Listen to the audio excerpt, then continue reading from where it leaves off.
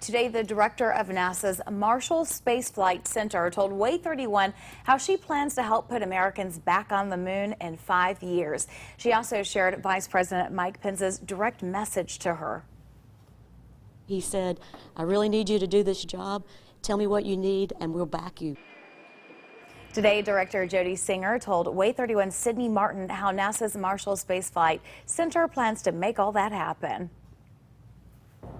Vice President Mike Pence announced the accelerated timeline to get back to the moon here at the Davidson Center. The director of Marshall Space Flight Center told me they knew he wanted to accelerate the timeline, but didn't learn the accelerated timeline until he made the announcement. Really great having the Vice President here to be able, with the Space Council, to say, yes, go forward, accelerate, go to the moon, and to know that Marshall Space Flight Center is a huge part of that.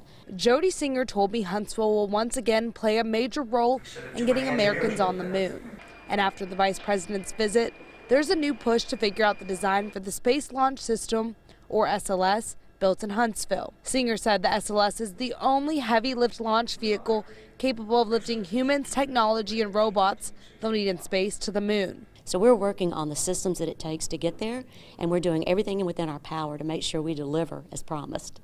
Marshall Space Flight Center is also working with Johnson Space Center in Texas to develop an ecosystem for astronauts who could live on a space station to orbit the moon. It would be called the Gateway. This space station would allow NASA and its partners to access more of the lunar surface and support both human and robotic missions.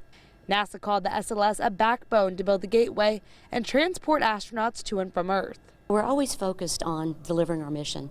So with the Space Launch System, which is critical to enabling those missions, we know we have to deliver. So our focus has always been on Exploration Mission 1 and Exploration Mission 2, which will be the first crewed flight.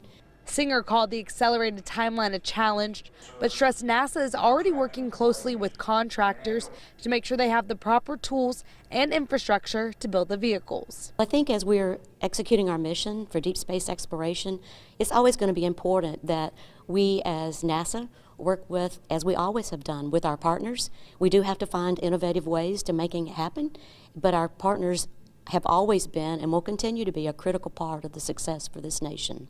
In Huntsville, Sydney Martin, WAAY 31 News.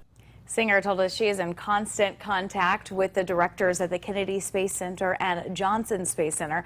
Johnson Space Center is working on the Orion capsule that would hold the astronauts for the crewed missions. Kennedy Space Center is working on the launch pad for the Space Launch System and Orion.